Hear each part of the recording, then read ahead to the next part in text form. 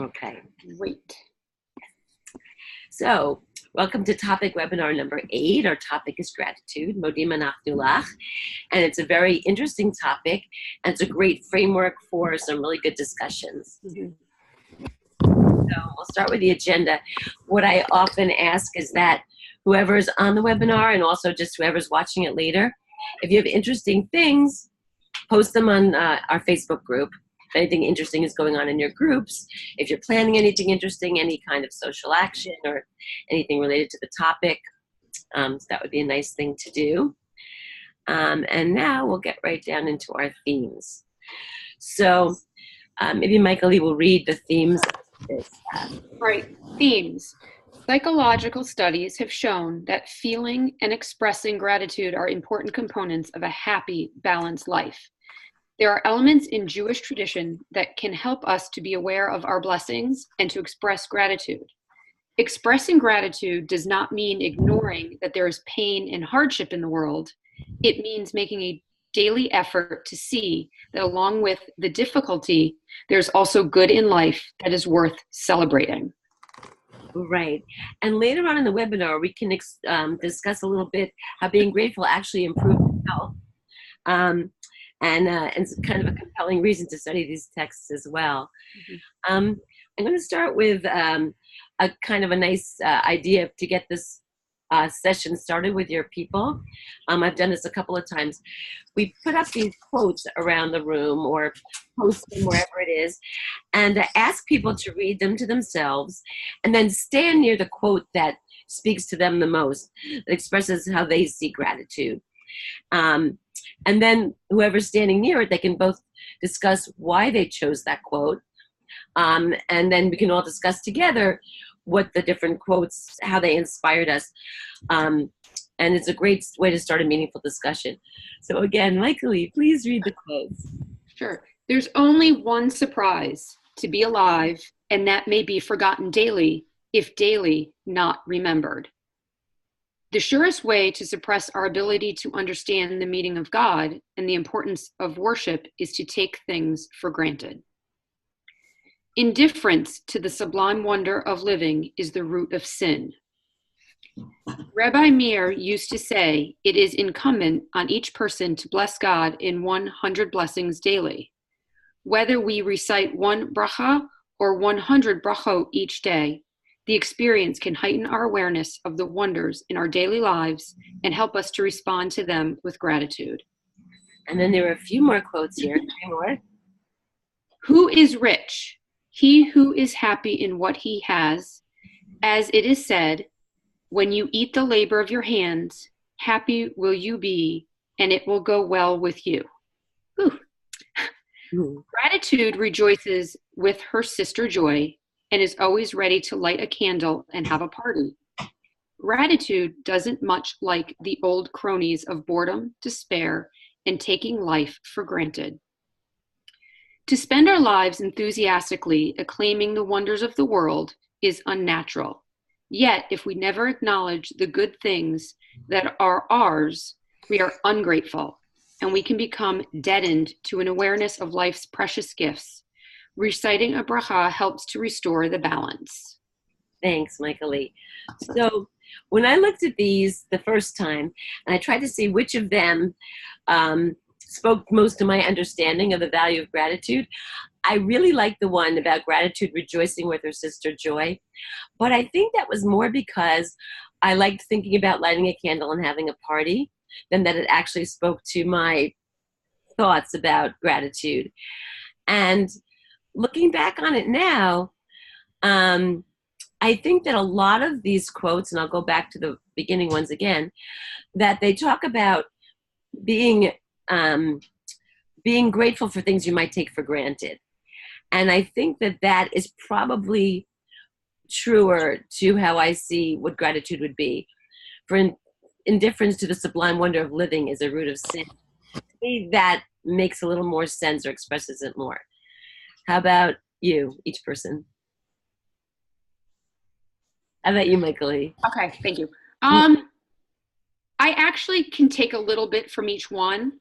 I do like the one about lighting the candle and the party, and gratitude doesn't much like old boredom, despair, and taking life for granted. I find that if you live a gratuitous life, you tend not to have any boredom, and you're not taking anything for granted. And I think that's really important. And I find it very hard to be around people now who aren't grateful for what they have, or find a little smidgen of something in their daily life that they can be grateful for. And I search every day to find something to be grateful for. And it could be the fact that as I was pushing my shopping cart back up to the front of the store, because I always put it away, that someone said to me as I'm walking up saying, "Are you just going to put that away?" And I said, "Yes, I am." They're like, "You know what? I'll take it for you because I'm going to use it." And I was like, I was grateful for that. Yeah, that's really nice. Taking a new one, take the one I'm bringing up. So it's a very great way to live. And I think it is having a grateful life. You really do rejoice and you're much happier. I think that's true too. What about you? I too resonated with that the Nachman of Bratslav quote about gratitude being ready to light a candle and have a party. I like the emotion that it's communicating. And I also the Heschel quote about the surest way to suppress our ability to understand the meaning of God and the importance of worship is to take things for granted. I think paints a picture of the other side, sort of when you are not living in gratitude, you are separate from God and separate from prayer, since prayer is about the expression of gratitude and pointing it at God. So I found that the slightly less positive view an interesting flip of some of the other quotes. I like that you pointed that out. That's a very good point. And I think that part of what we're going to look into as we go further in the webinar is how prayer helps us. And you probably know this, but you know how the world doesn't belong to us without a blessing. And, and I think that's really good. All right, so we're going to move on. This is a long quote from Deuteronomy. Usually when this session happens, which will be, the May topic, it's right around Shavuot. And one of the major themes of the holiday Shavuot is the expression of gratitude. During the time of the temple, people would bring their first fruits to the temple in gratitude for the harvest. And, they brought their best bikurim. And they were representing their hard work, which kind of goes back to the other quote we just had about when you eat the fruit of your hands. And so each person would recite this blessing that you see here to express their gratitude for the harvest. And after Michael Lee reads it, or as she's reading it, there are a lot of important things about gratitude that we can find as we take this text apart. So I thank you again for reading Michael Lee, because it's really helping me not. I don't mind. Thank you. You shall then recite as follows before the eternal your God. My father was a fugitive or wandering Aramean. We went down to Egypt with meager numbers and sojourned there. Then he became a great and very populous nation. The Egyptians dealt harshly with us and oppressed us. They imposed heavy labor upon us. We cried to the Eternal, the God of our fathers, and the Eternal heard our plea and saw our plight, our misery, and our oppression.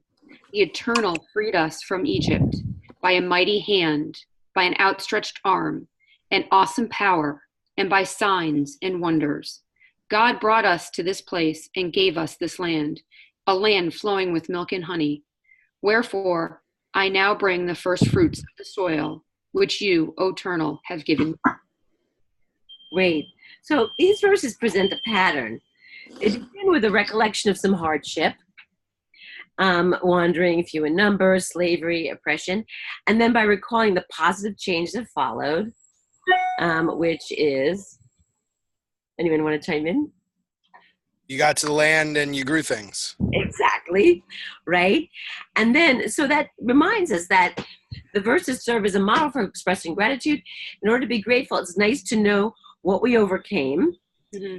And in our peak moments of triumph, in our everyday moments of satisfaction, there's a need to express gratitude in order to truly appreciate the good in our lives. The fact that the verses recall both struggle as well as gratitude serves as a reminder that expressing gratitude doesn't mean ignoring hardship. That's the other important part of this. Israel would come to the temple owning their past as the product of a poor, marginalized, enslaved immigrant nation, and declare that despite the past, we were saved by God and blessed by God with these fruits. So we learned that gratitude doesn't mean ignoring that which is difficult in life. It means that despite the difficulties in our lives, we work to recognize and acknowledge the good in life. And another thing about this verse, it shows us that there's a lot of value in being specific. So when we recount what we're grateful for, than just saying broadly, hey, we have food, it's good to be specific and recount the details in our lives that are worthy of this gratitude. And I think it helps us to be more grateful. It always reminds me, when I did this years ago with my own Chai Mitzvah group, we decided to keep a gratitude journal and to share it when we came back. There was a woman there, I'm still friends with her. Her husband at the time was undergoing chemo. I'm happy to say that he's still alive and he's okay.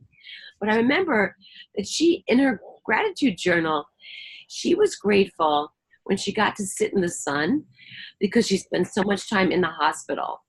And when she was in the hospital, she was in this, this environment that just was so devoid of any nature. And the fact that she was grateful just for that, and I always remind myself of this all the time. She's the most positive person. She has a boat here also, actually. And she's doing well, and her husband's doing well, and I'm really glad. But it's a real lesson to learn and to think about the different things we can be grateful for. So, and another thing that's interesting, so there's a research on gratitude and thankfulness. This is not Jewish research. This is secular research. But before going on to our Jewish texts, I want to look at this, the secular beliefs on gratitude, because they come from modern day research, from positive psychology. Most of us think of psychology as a study of aberrations, but there's also positive psychology, which is the study of what makes people happy. And in their findings, they found that gratitude has been identified as the forgotten factor in happiness research. So we'll read this, and it's so interesting because it turns out you're actually healthier if you're grateful. So, Michaelie, thank you. Gratitude interventions in psychological and physical well-being. In an experimental comparison, those who kept gratitude journals on a weekly basis exercised more regularly, reported fewer physical symptoms, felt better about their lives as a whole, and were more optimistic about the upcoming week compared to those who recorded hassles or neutral life events. A related benefit was observed in the realm of personal goal attainment. Participants who kept gratitude lists were more likely to have made progress towards important personal goals, academic, interpersonal, and health-based, over a 2-month period compared to subjects in the other experimental conditions. Well-being. Grateful people report higher levels of positive emotions, life satisfaction, vitality, optimism, and lower levels of depression and stress. The disposition towards gratitude appears to enhance pleasant feelings, status more than it diminishes unpleasant emotions. Grateful people do not deny nor ignore the negative aspects of life. Spirituality. Those who regularly attend religious services and engage in religious activities such as prayer and reading religious materials score more likely to be grateful. Grateful people are more likely to acknowledge a belief in the interconnectedness of a life and a commitment to and responsibility to others. Gratitude does not require religious faith, but faith enhances the ability to be grateful. So looking at this, let's think about that compared to the Deuteronomy text we just read. In what ways do they mesh? Well, for one thing, I think on the spiritual level, if you can be grateful every day, and in Deuteronomy text, we're grateful to God. Maybe people don't always think of God as who to be grateful to, but if you do, there's an overlap there. Any other suggestions, you think? Well, it says grateful in well-being, grateful people do not deny nor ignore negative aspects. Right. So I think in order to become grateful, you also have to realize or think about what may not be good either. Mm-hmm. You think of the things that are negative to be grateful for the things that aren't. That's true. And a lot of times I know I've heard people always say you need to be unhappy in order to know what happy is. Mm-hmm. I don't know if that's true. I've always heard it. But I don't think that we'll later talk about this also. We have a fixation with happiness in our country. We don't understand that you don't have to be happy all the time. And I think that's an important part of this gratitude as well. You don't have to feel bad because you're not happy every minute. Right. Well, and that both of those extremes are not true to life experience, that it is not possible to both be sad every minute or happy every minute, or to be, depressed in every second. Part of the danger of sadness, grief, and loss is this sense of pervasiveness, that it will infect all parts of your life, when in reality even when you are in the depth of loss, there may be some positive things to find. And Sheryl Sandberg talks about this in her book on grief. And so one of the powers of gratitude then is reminding you that, actually this sadness, though real and intense, doesn't touch every single thing in my life. That's really important. And that's a way that gratitude works to help mitigate the power, when you're feeling bad. And I'm really glad that that's going to be on our webinar, because I think other people who look at this are going to find that very helpful in learning this topic. I think it's really important. So now I'm going to go to the next thing, which is reflection, which is another very nice thing to do with your group. Before looking at the rabbinic text that we're going to look at in a minute, a nice thing to do is ask your group to pause and take just 5 minutes to try their hand at expressing gratitude. We're going to do it once now and then once at the end and see how it changes. Give them a paper and a pen and have them list as many things as they can think of that they're grateful for in their lives.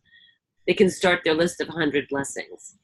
And what I've done, I begin it with a guided meditation. Like, think back to this time yesterday. What were you doing yesterday around noon? And go through the 24 hours through going to bed, waking up, and getting back to this moment. And how many things can you think of that you're grateful for? So maybe, like last night, we went to our neighbors for dinner, and it was really nice. They had some really good food that was better than our Passover food. I'm grateful for that. Just different things that you might want to think back to what you did at lunch, what you did during the afternoon, did at dinner time. You went to bed, you woke up, how did your morning go? And think of as many things as you can that you're grateful for in that time and have them write them down. And then we can go on and we will, start to study the text. Part of the point of this exercise is that to be grateful takes practice and effort. Consciously practicing gratitude helps you to actually become more thankful, and that's why people who are very entitled tend to be so miserable, whereas people who are grateful for the little things tend to enjoy them so much more. Today is an amazingly beautiful day, and I feel like the whole day is better because of the sunshine. And I'm sure you could take sunshine for granted, not if you live in New York, maybe, I don't know, but there's so many things that are small that you can just be grateful for that will help to enhance your day. So do this with your participants, and then we can look at some of the rabbinic understandings on gratitude. So the text you see here, the rabbis express the idea that we need to practice gratitude to see how much good there is in our lives. And by consciously practicing it, we actually become more grateful, kind of like fake it till you make it. And this practice provides us with a tool to help us balance our focus between the things we lack and the good that we have. So let's think about how the rabbis express this idea. Well, Michael Lee reads it. Our rabbis taught, it is forbidden for a man to enjoy anything of this world without a benediction, blessing. And if anyone enjoys anything of this world without a benediction, he commits sacrilege. Rabbi Judah said in the name of Samuel, to enjoy anything of this world without a benediction is like making personal use of things consecrated to heaven, since it says, the earth is the eternal's and the fullness thereof. Rabbi Levi contrasted the two texts. It is written, the earth is the eternal's and the fullness thereof, and it is also written, the heavens are the heavens of the eternal, but the earth hath God given to the children of men. There is no contradiction. In the one case, it is before a blessing has been said. In the other case, after. This is awesome. This quote, I'm going to put this in the follow-up email. There's a quote from David Stendel-Rast on a related note. It's not happiness that makes us grateful. It's gratefulness that makes us happy. That is awesome. I'm definitely going to be putting that into our follow-up email. It's something that people who are leading this with their participants are definitely going to want to put in. I think this text about, the 100 blessings is something that we're all very familiar with.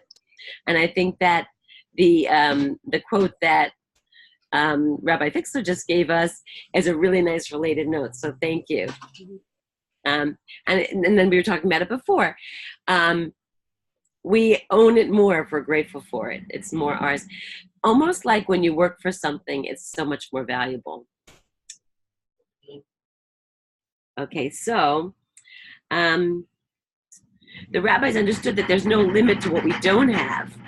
We can spend our lives stuck in a place where we always sees dissatisfaction, which is the message behind the Talmudic proverb in Pirkei Avot, which asks, who is rich? He who is grateful for what he has. So that's something that also speaks to this. And the rabbis resolve the contradiction, obviously, by saying that when you recite a blessing, it becomes yours. So that leads us to a very natural discussion on brachot. So let's look at the biblical origins of brachot. They're one of the tools, obviously, that Judaism gives us to express gratitude. And one way they help us practice gratitude is that they can help us slow down our busy lives and notice the good things as we move through our daily routine. Rather than just moving through the day, brachot serves to push us to stop and reflect on what we have. They're a way to express gratitude so we don't move through life rushing and not acknowledging the good things we have, like stop and smell the flowers, which I don't do much. So if you look in the Tanakh for the brachot we recite today, you really won't find them. You'll find the beginnings of modern day brachot. In the Bible, we read about individuals who reacted to God's world by uttering gratitude in a specific way.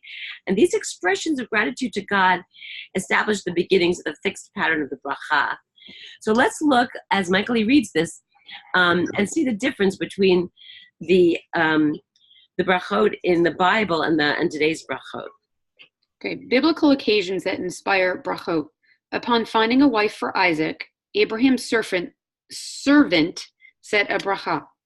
Jethro, Moses' father-in-law, responded with a bracha when Moses told him about the miraculous events that Israel encountered on their journey from slavery to redemption.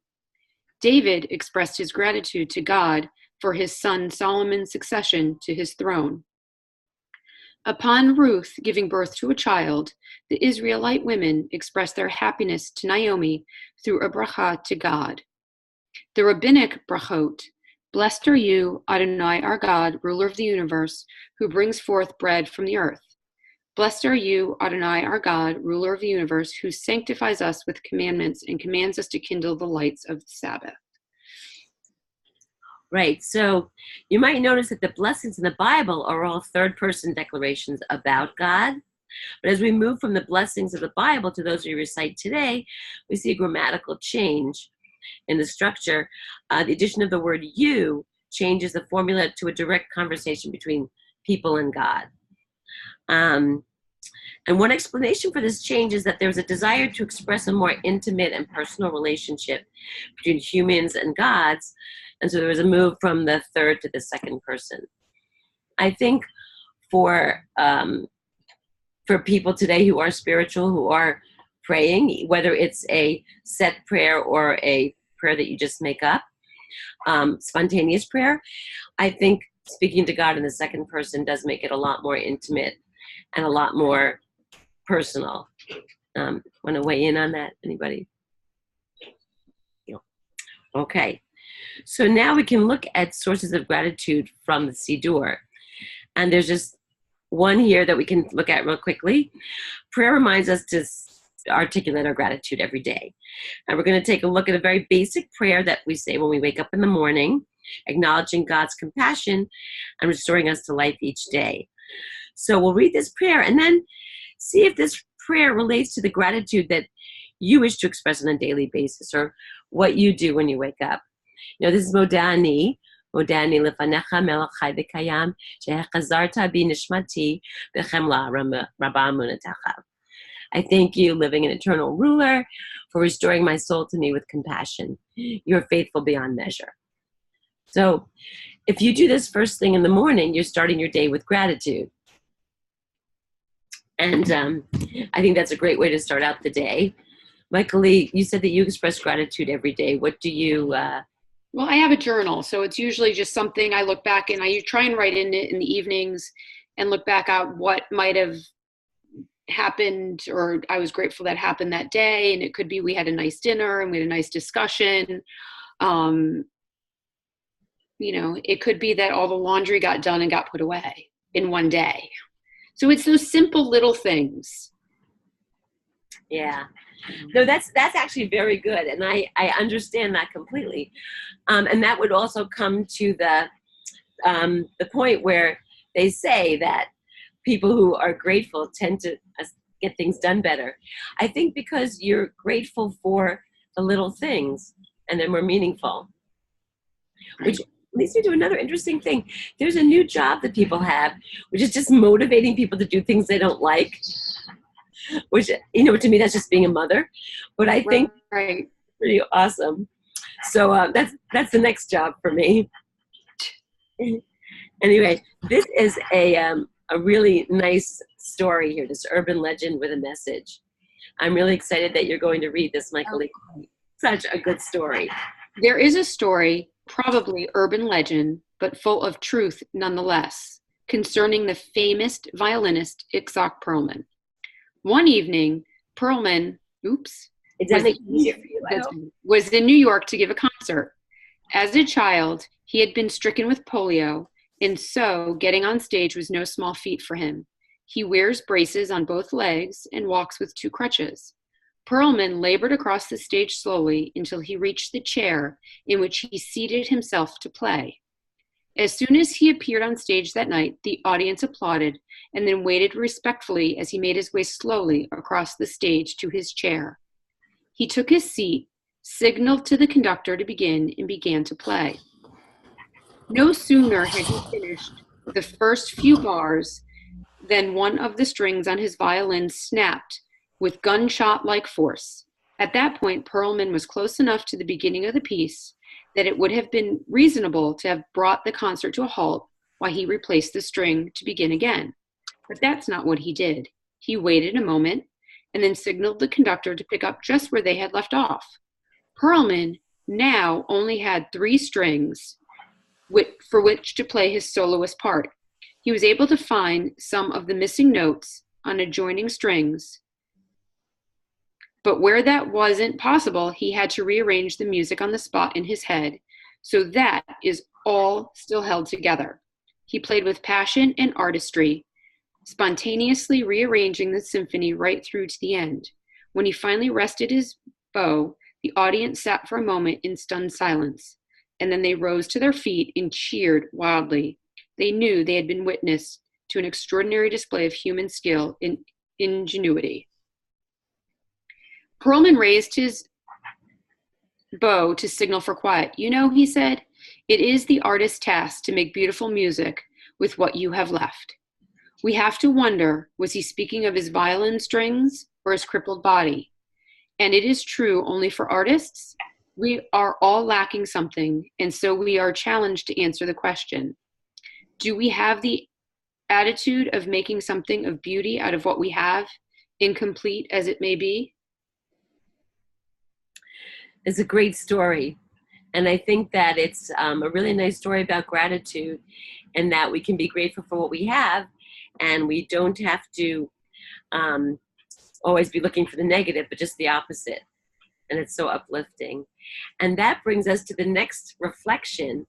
We were talking about how the participants sat down and wrote what they were grateful for in the beginning, and how you guided them through it 24 hours, and they thought about what they'd been grateful for. Now, do it again. Ask your participants to go back to their gratitude lists. How many things can you add to your list? Take another 5 minutes and let them add. Push yourself to make what you have even more specific. You'll see here on the screen the Asher Yatzar prayer, which is on page 10 of the booklets. And you'll see the specific details recorded in the prayer. Have your participants push themselves to think of details until they and record them in their gratitude list. Push themselves to think of those parts of life that fill them with longing and emptiness, but find the nugget of gratitude that might be lurking underneath. When you're done doing this, ask them, which was more difficult, the first 5 minutes or the second? Usually you find that the second are easier, and you can ask them why this is true. And then a nice challenge for them. Pick a finite moment of time, the next week or until the next meeting or a month, whatever works for them. And each day when you wake up or when you go to sleep, add one more item to the list of things you're grateful for that they started on this day. And a nice culminating activity to do with your participants is create a group gratitude journal. Provide a nice paper and markers. Ask each group member to contribute a page to the group gratitude journal. List specific items and describe them using words or pictures or both.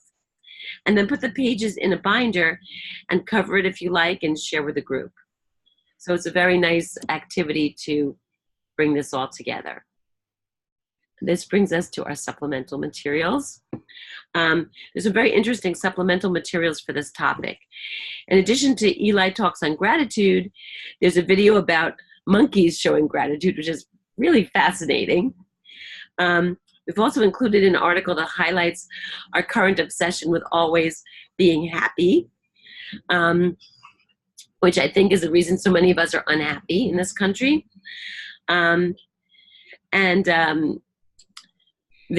These are interesting ones. And then I'm going to go to personal reflections. Each source book includes questions on the back cover to help focus the participants on their independent projects. So at the end of each session, take a couple of minutes to look at the questions on the back cover and have each participant answer them, either in writing or sharing as a group, whichever works better for you. And the questions for this topic are, Michael. For which of your independent projects do you feel most grateful and why? And can you express gratitude through any of your independent projects? Explain. Right, so those are the great questions. And that brings us to the end of our webinar. If you have anything you'd like to add or anything, this is the time. I think this is a great topic. And it really lends itself to great discussion. And if you can adopt any sort of gratitude in your life, it really becomes very meaningful, especially in the, like you said, in this day and age of where, especially our country, where it's all about you have to be happy, you have to be happy, you have to be happy. I think a lot of that stems from competition and social media and seeing what everyone else is doing. And as my 17-year-old son said to me, he goes, the only reason people use Instagram is so they can you can compare your lives to each other's. And he goes, why should you be comparing your lives? You don't even know if what they're showing on there is true. And that's really true. And my daughter, who at 21 is finding the same things with some of her friends, who she knows that postings that they're doing fake. Unbelievable. And it's I think there's a lot of that going around now where people are trying to make themselves be happy through these mediums, but it's not true life. Yeah, I think it's very interesting and it's very important because it becomes really a problem. We have a lot of mental health issues among young people. I think part of it is that I think it came from a good place. I think as parents, we always want them to be happy. And when they're sad, we're sad. But nobody can be happy all the time. And that's been a real problem in our society. So it's a good article to read, and it's a good thing to be grateful for what you have, and to acknowledge that you don't have to be happy all the time. There's a lot of it to be found. Agreed. So thank you so much for joining and for reading. You're welcome. And So next time. yeah, all right. Bye. Bye.